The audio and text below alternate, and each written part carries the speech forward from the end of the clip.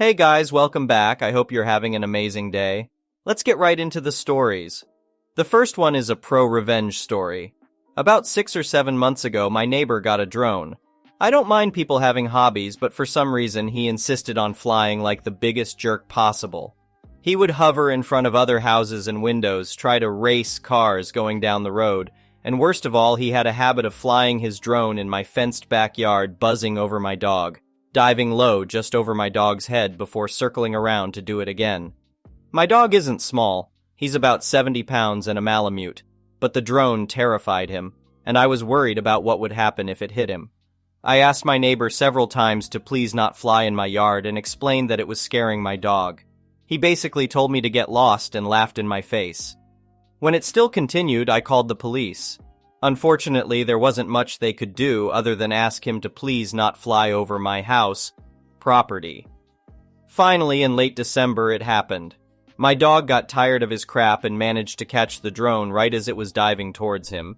He shredded the drone. The thing was just a jumbled mess of wires and plastic. Neighbor was pissed. He stormed over to my house, swearing and threatening me, which I ignored. A week later, I got a summons to small claims court. He wanted $900 for the cost of his drone, and an additional $300 for supposedly denying him access to his property. The drone sat in my yard for a couple of hours before it was retrieved. Duck that. He could have killed my dog. I don't have kids or a girlfriend. I just have my dog, who is my best friend for the past 7 years. That dog has moved with me 3 times. Was there when I graduated college, saw me buy my first house and my first new car. I love my dog. Went to legal advice, got some great help from them. Turns out, him suing me was the best thing to ever happen. When we got to small claims court, the judge basically laughed away his claims that I had intentionally trained my dog to attack his drone. But little did he know I was prepared. I had dozens of photos of my yard showing it was impossible for him to accidentally fly that low to my dog, videos of him harassing my dog in the past, and I had saved all my medical bills from taking my dog to the vet. $700 for an x-ray? Check. Another $250 to sedate him during? Why not? Don't want him being uncomfortable. Full dental exam with tooth cleaning repair? $400. Then there was the cost of anti-anxiety meds and a secondary checkup, wet food for a week in case his teeth were hurt, and extra just for good measure. In the end, the a-hole ended up owing me almost $2,000 and now is being investigated by the FAA for not having a registered drone and violating several FAA regulations concerning drone flight. Too near an airport, too close to other people, out of sight of operator and way above the maximum altitude. Enjoy never being allowed to fly drones again, idiot. The next one is an entitled People story. Hi there.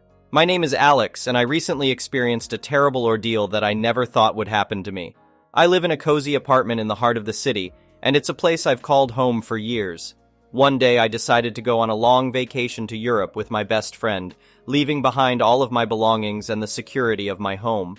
I felt safe leaving my apartment because I had arranged for a close friend, Mark, to look after my place while I was gone. Mark is someone I've known since childhood, so I trusted him completely to take care of my things and keep the apartment safe. Before leaving for my trip, I made sure to write out a detailed checklist for Mark, so he knew exactly what was expected of him while I was gone. The list included instructions on how to water my plants, what to do if there was an emergency, and how to take care of my pets.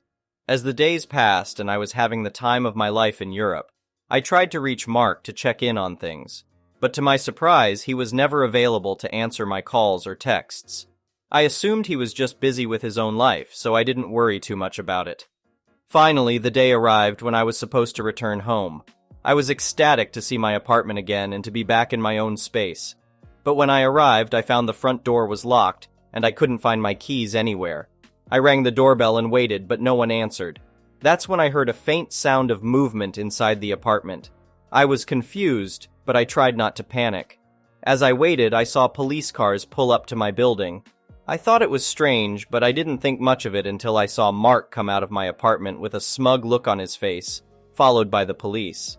They came over to me and started asking me all kinds of questions, and I couldn't understand what was happening. Mark had told the police that I was a squatter trying to break into his apartment, and he had even gone as far as to change the locks on my front door. I couldn't believe it. I tried to explain to the police that I was the rightful owner of the apartment, but they didn't believe me. I was so angry and hurt that Mark, someone I had trusted with my life, would do this to me. I decided to take matters into my own hands and hired a lawyer to help me get my apartment back. After weeks of legal battles and going back and forth with Mark and his lawyer, I finally won my case. However, my victory was short-lived. A few weeks after getting my apartment back, I noticed that some of my belongings were missing. At first, I thought I might have misplaced them, but as I looked around the apartment more closely, I realized that someone had broken in and stolen my things. I was devastated. I had lost some of my most valuable possessions, including family heirlooms that I had inherited from my grandparents. I knew that I couldn't let this go, so I contacted the police and reported the theft. The police investigated the crime, but they were unable to find any evidence that would lead them to the thief. I was frustrated and angry, but I didn't give up. I started doing my own investigation, talking to neighbors and reviewing security footage from the building. After several weeks of searching, I finally found a lead. One of my neighbors had seen a suspicious person hanging around the building on the day of the break-in. With this information, I went back to the police, and they were able to track down the thief and recover some of my stolen items. It was a huge relief, but I still had a lot of work to do to recover everything that was taken. I spent the next few months going to flea markets, antique shops, and pawn shops trying to find my stolen belongings. It was a grueling process, but I was determined to get everything back. Eventually, I was able to track down most of my stolen items, and I felt a sense of relief and closure that I had never felt before. However, just as I thought everything was behind me, I received a call from the police. They had arrested Mark for stealing my belongings. It turns out that he had been the one who broke into my apartment and stole my things. I couldn't believe it. The person who I had trusted the most had betrayed me in the worst way possible. Mark was sentenced to jail time for his crimes, but it didn't bring me the closure that I thought it would. I was left feeling violated and vulnerable, knowing that someone I had trusted had taken advantage of me in such a terrible way. It took me a long time to regain my sense of security and trust in others. As for my apartment, I decided to make some changes to ensure that nothing like this would ever happen again. I installed a state-of-the-art security system, changed all of the locks, and made sure to only trust people who I knew for certain were trustworthy. It was a difficult lesson to learn, but one that I would never forget. The next one is a petty revenge story. I work in data analysis for financial firms in Europe. I recently got a new line manager from America. While I usually get along well with my American colleagues, this guy is an asshat. I'm not sure how he got promoted to his position, as he knows nothing about the industry. I often have to present to the board, and he always goes through my slides beforehand and asks me questions about them. He then asks purposefully challenging questions about things he's only just learned from me 5 minutes before the meeting. It's really dickish behavior. Once I realized what he was doing, I started being more careful about how much I shared. One time, I managed to plant questions that made him look stupid in front of the board. Following this, he made me present to him beforehand, and then he would take my presentation and deliver it himself to take the credit.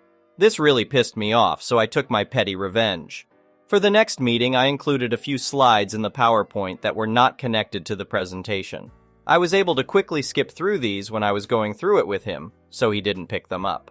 However, once he got to the meeting, the fun began. The board was very surprised to see a picture of a baby kangaroo in the middle of the projected Q3 earnings. He got flustered and blundered through the next few slides.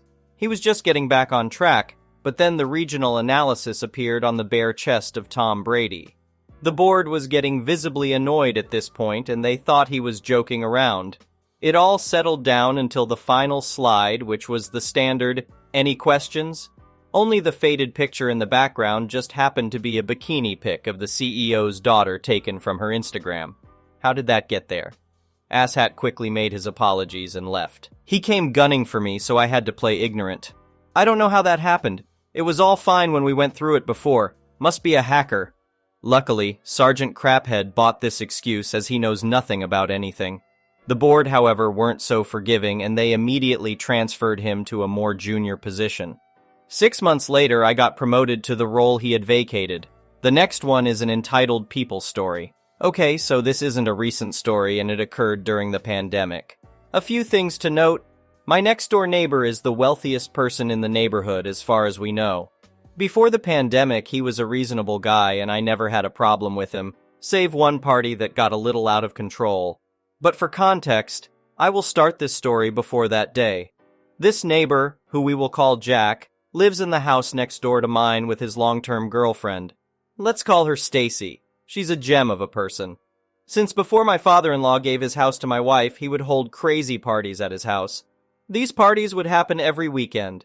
He invited us to one when we moved in, and we went to be polite, but it wasn't our thing, so we politely declined. He was still a reasonable guy and would say, "Come on, we'll have a blast." But the wife and I would use our kids as an excuse and politely decline. He converted the first floor of his house into a nightclub, complete with an indoor swimming pool. One party will always stick out to me as the day we saw a tow truck remove a car from a brick wall. The driver was okay, but the party itself was massive. It looked like he invited the entire town. The next day, he asked me if I would help him move a couch. The couch was thrown into the pool. I helped, and we had a laugh about it. As I said, even with some of the wildest parties, not a bad guy. He at one point helped me clear out some trees that fell in the woods behind our houses. It was the pandemic that caused him to go off the deep end. My town was spared the worst of the pandemic. The schools shut down before the orders from the state. Many businesses did the same. Jack, however, did not stop his partying. His parties were shut down several times until one day it looked like the entire police force showed up. They arrested everyone. They were all let go, but the parties were over and the good, fun-loving guy was gone. He organized a protest with his friends and got a bunch of others who hated masks and went to the town hall. It was closed and they tried the county office. For some unknown reason, they went after a supermarket and harassed the workers. I think it was on Facebook and YouTube, but I may be confusing it with other such protests. Why these people chose to harass grocery stores is beyond me. Well, he ended up getting arrested again. We were still on speaking terms at this point. That would change when he and a buddy of his decided to race their overpriced cars through town. We got into a heated argument about it, and he took offense when I pointed out that the only reason he isn't in jail is that he's rich. Not my proudest moment. More recent events include calling the police on anyone who is having work done on their house, calling the police when anyone parks on the street, sending lawyers to town hall to disrupt the meetings, and most recently, parking 10 junk cars on the street with flat tires, wrapping a chain around a piece of construction equipment, and putting up a very vulgar sign. Oh, and his girlfriend usually comes over to apologize for his actions. I am surprised that she hasn't broken up with him. She is the one to apologize for his actions and will offer to pay for any damages. They are still together from what I know, but I haven't seen her in a few weeks. My neighbor is the pinnacle of the entitled rich-a-hole, in my opinion. The next one is an entitled parent's story. Last week, I was traveling for work. It had been a long 2 days of meetings, and I was exhausted. I had just arrived at the airport for my evening cross-country flight home when I got the dreaded text from the airline saying my flight was delayed 2 hours due to mechanical problems. I decided to pass the time by getting something to eat. I found an airport restaurant and sat down to order. I ordered my food and pulled my phone out of my bag to catch up on email and browse the web while waiting for my food to arrive. While I was waiting, a family with a mom, dad, a little girl about 5 years old, and a middle school-aged boy sat at a table near me. I didn't pay them much attention as I was looking at email on my phone, but then I heard the little girl exclaim in a rather loud voice, "Look, Mom, that lady is on her phone at the table." I then heard the mother reply, "Yes, she shouldn't be doing that. It is rude to have a phone at the table." I glanced over and the mother said to me, "We have a rule that no phones are allowed at the table." My first reaction was to say something snarky, as exhaustion was definitely getting the better of me. But then I thought better of it and decided to be polite. I looked at the little girl and said, "We have the same rule in my family, but since I'm here alone, I'm not being rude to anyone by looking at my phone now." At this point, the son looked like he wanted to crawl under the table from embarrassment, and the dad was trying to hand the mom a menu and said, "It's okay, let's just order." I thought that would be the end of it, but no. The mom said, "Obviously you have a family, so you know how important it is to follow rules. I would appreciate it if you would put away your phone," in a tone that a parent would use on a petulant teen. The little girl chimed in and said, Yeah, you have to put your phone away. My brother can't have his phone at the table, so you can't either. I looked at the little girl and said in as sweet a tone as I could muster, well, the great thing about being a grown-up is that I can do whatever I want, so now I'm going to keep looking at my phone, and turned back to my email. The mother sighed loudly, the teen looked even more embarrassed, and the dad again tried to get the mom to just order and leave me alone. The mom called the waiter over and asked to be reseated. He grudgingly moved them to a different table. My food arrived and I ate in peace, enjoying browsing Reddit. The next one is an entitled People story. I was born when my mother and father were only 17. It forced both of my parents to drop out of high school and each get a GED so they could find work right away. My father especially was not happy about this because he had dreams of playing football in college and instead, he had to work at a gas station. He said to my face many times that I ruined his dream. My mother hardly raised me at all as she had to work too. They had a cranky old lady next door watch me most of the time. She wasn't so bad. She gave me more attention than my parents did. My father eventually managed to land a better job as a manager due to his experience running the gas station. It was right after that my mom got pregnant with my sister. I was 6 when she was born. I wasn't shown much love before that. But once my sister came along, it was made pretty obvious, even to my 6-year-old self, that I was unwanted. The only ones who seemed to care were my paternal grandparents and my babysitter. They were more like my parents because they treated me the way a little kid needed to be loved. We lived in a 2-bedroom apartment. As my sister got older, it went from me sharing a bedroom with her to me being kicked out of the room entirely. I slept on the couch for 2 years, and I barely had anything to my name other than clothes, school supplies, and an old Game Boy. When I was 10, my parents decided they were going to move away, but this move did not include me. I ended up being fine with this because my grandparents had agreed to take me in. My life was instantly better. I got my own room again, and my grandparents gifted me a brand new N64 in 1996. That Christmas, I got a Game Boy Pocket too, and there were a couple of other kids my age in the neighborhood I got to hang out with. We rode bikes, played video games, shot cans with pellet guns, built forts, and got dirty playing in the creek. You know, stuff a normal kid would enjoy. I was finally happy. As time went on, I grew up and eventually moved out. But later, I moved back in to help my grandparents' house as they were getting old and living off their retirement savings. So some rent money from me went a long way in paying the bills. My grandpa was the kind of person who wanted to build a bomb shelter during the Cold War but never got around to it. He wanted to volunteer for the military in the 60s but was turned down due to a medical condition and the fact that his eyesight was not great. So he focused on saving whatever he thought he needed. He told me many times it was better to have something and not need it than need it and not have it. Our area suffered from numerous power outages in winter due to heavy winds and storms. So having gasoline and propane for heaters and generators was a must. All these saving habits became my own as time went on, because it was better to need this stuff rarely than not have it at all. Of course, there was the HOA bothering us, but that's its own story. The problem is, about 5 years back, my grandma died suddenly, and my grandpa was heartbroken. He also went about a year and a half later. Pretty much everything they owned was willed to me. Their savings, their house, their vehicles, their stuff, everything. The house was long paid off, and Grandpa knew how to keep up with its maintenance. In fact, after Grandma died, he kind of doubled down on renovating the place. He had the roof redone, the house was repainted by us inside and out, and we fixed a lot of little things. Grandpa's neighbor George even came by to help redo the plumbing. Ironically, the HOA was rather happy with these changes because the house didn't look run down anymore. One morning I was fixing breakfast and my grandpa never came downstairs. You couldn't keep the man from his bacon, so I went to check on him and he wasn't moving. I called cops and paramedics came, only to tell me he'd passed in his sleep. My parents made Grandpa's funeral a crap show. They didn't bother to show up for Grandma's. They were too busy. And at Grandpa's funeral, they didn't seem to grieve at all. My sister also showed up wearing a brightly colored designer dress, which I wasn't happy about as it was a church clothes-only function. I noticed my parents repeatedly whispering to each other and glaring at me whenever I looked at them.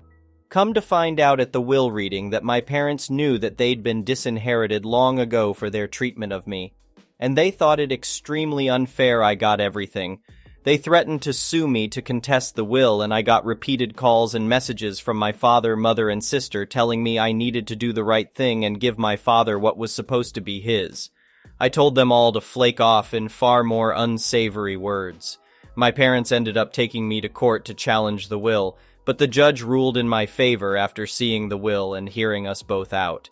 So it wasn't a long, drawn-out legal battle. The judge even looked at my parents with absolute disgust after seeing the will and hearing about their mistreatment of me in my childhood. He called my father a terrible parent and that my grandparents were right to disown him. My father just hung his head in silence, but he made sure to stop me outside the courtroom and tell me I was always the biggest mistake of his life, and that if he could go back in time, he'd make sure I never existed. He should have been a football star, and instead he has to wear a name tag for a 9-to-5. I told him that, mistake or not, Grandma and Grandpa could see what kind of nasty person he was. I didn't ask to be born, and the only real love I ever got was from my grandparents, and he was no father of mine anymore. I got a few more threatening and harassing phone calls, as well as some letters from my parents, all demanding money, among other things. But over time, they just stopped because I completely stonewalled them. I never responded to the emails or letters, and I stayed silent during the phone calls. A few times I just left the phone sitting on the counter with them, ranting until they realized I wasn't listening. Aside from not getting the house or money, my parents seemed particularly irked they could not even get a rise out of me. But I was prepared to go to war against them, and they knew it, so in the end they just left me alone. From what I know looking at Facebook the past decade, my sister tried to get into modeling, got married, had 2 kids, got divorced, and is currently unhappily working a job she feels is beneath her. My mother currently works retail and is also vocal about her disdain for it. Like my father, she peaked in high school. She was a cheerleader back then and even had her old uniform framed on the wall. My father has pretty much had the same job for 25 years. He must be good at it if he's still doing it. As for me, well, I'm in my late 30s now, and I live pretty much debt-free in a nice neighborhood. I haven't really had a girlfriend since high school, and I've had little motivation to ever have another relationship. But loneliness gets to everyone. So maybe I'll try to find someone soon. Not many are in the financial position I'm in at my age. Single, paid-off house, 2 vehicles, and a decent amount in the bank. I guess I could aim to be a stepfather. That might be more my speed. Overall, I'm content with my life. I know that without my grandparents' love and support, I wouldn't be where I am today. They were the only ones who truly cared for me, and I will always be grateful for that. As for my parents, I have no intention of ever speaking to them again. They made their choices and they have to live with the consequences. And as for me, I'll continue to live my life on my terms, with the lessons I learned from my grandparents guiding me along the way. Thank you for watching. I would really appreciate it if you could like the video and subscribe to our channel if you haven't already. We'll see you again tomorrow.